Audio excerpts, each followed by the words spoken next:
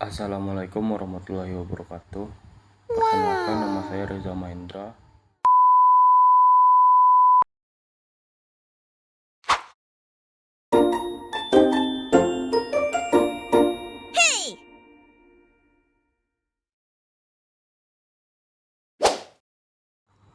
Baiklah, pada kesempatan kali ini saya akan menayangkan sebuah video pembelajaran singkat yang membahas materi tentang desain interaksi. Ini merupakan salah satu topik penting dalam mata kuliah interaksi manusia dan komputer. Tujuan saya membuat video ini itu untuk membantu Anda memahami prinsip-prinsip dasar yang digunakan dalam merancang sistem interaksi yang efektif. Jadi, apa itu desain interaksi? Desain interaksi adalah proses merancang produk interaktif untuk mendukung cara orang berkomunikasi dan berinteraksi dalam kehidupan sehari-hari. Ini mencakup berbagai disiplin ilmu seperti desain antarmuka pengguna atau UX, desain interaksi perangkat lunak, desain yang berpusat pada pengguna, dan desain pengalaman pengguna atau UX. Tujuan utama dari desain interaksi adalah untuk menciptakan pengalaman pengguna yang positif dengan menempatkan kegunaan, efektivitas, dan kepuasan pengguna sebagai prioritas utama. Dalam proses ini, desainer interaksi harus memahami perilaku, kebutuhan, dan harapan pengguna, serta mengintegrasikan elemen-elemen visual, navigasi, dan fungsional agar produk yang dihasilkan dapat digunakan dengan mudah dan memberikan kepuasan maksimal. Dengan demikian, desain interaksi tidak hanya memperhatikan aspek estetika, tetapi juga mengutamakan kenyamanan dan efisiensi dalam penggunaan sehari-hari. Komponen desain interaksi. Selanjutnya ada komponen desain interaksi. Desain interaksi memiliki beberapa komponen. Yang pertama yaitu visibilitas.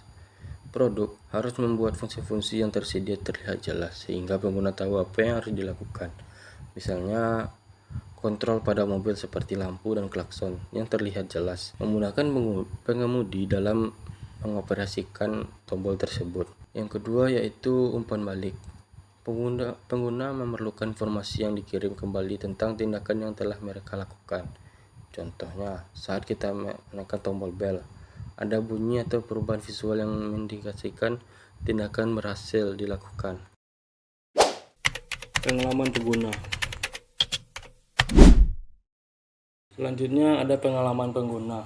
Pengalaman pengguna mencakup bagaimana produk berfungsi dan bagaimana pengguna merasakannya selama interaksi. Ini mencakup aspek-aspek seperti kenyamanan, kepuasan, kesenangan, dan efektivitas produk dalam memenuhi kebutuhan pengguna. Tujuan UX selain kegunaan, pengalaman pengguna juga mempertimbangkan aspek emosional seperti kepuasan, kesenangan, dan keterlibatan pengguna dalam interaksi dengan produk.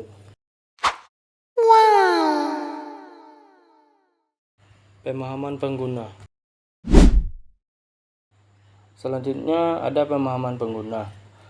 Pemahaman pengguna adalah langkah penting dalam desain interaksi yang melibatkan penelitian tentang kebutuhan, kebiasaan, dan konteks pengguna.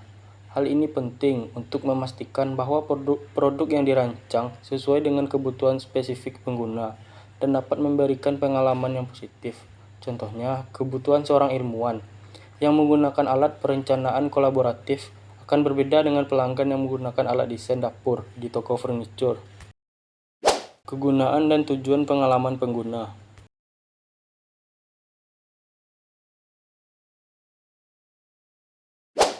Selanjutnya ada kegunaan pengalaman pengguna.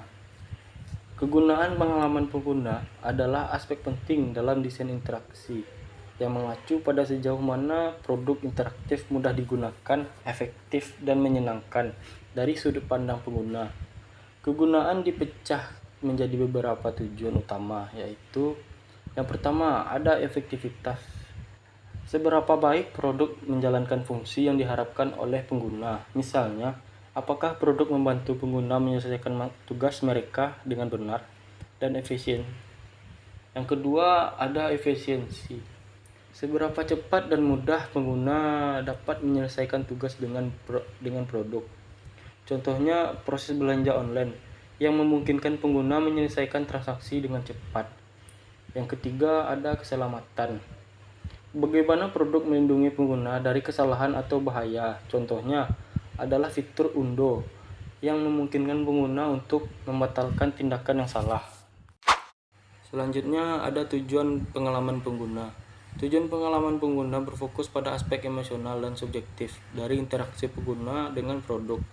Tujuan kegunaan dan pengalaman pengguna ini saling berkaitan dan penting dalam memastikan bahwa produk interaktif tidak hanya berfungsi dengan baik, tetapi juga memberikan pengalaman yang memuaskan dan menyenangkan bagi pengguna. Desain interaksi harus mempertimbangkan kedua aspek ini untuk menciptakan produk yang efektif dan memenuhi harapan pengguna.